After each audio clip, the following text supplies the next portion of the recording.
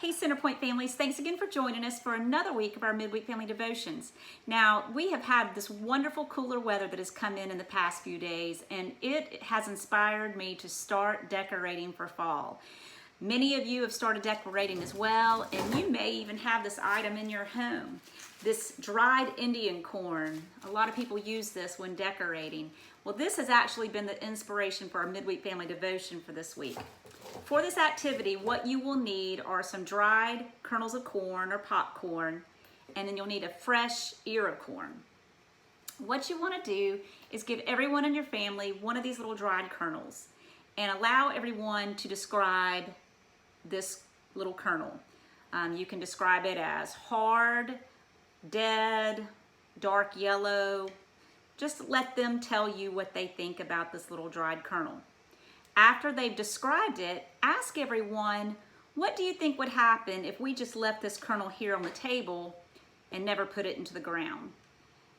I mean, the answers will vary, but it could be nothing would happen to it, to somebody may eat it, whatever.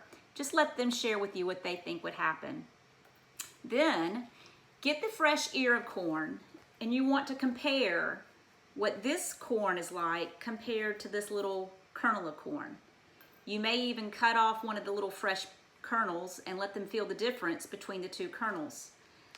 After you've talked about the differences between these two, you can play a little game, and this is a fun game. You want to guess how many kernels of corn are on an ear of corn. Now, if you don't know the answer, which I didn't, there, on average, are 800 kernels of corn per ear.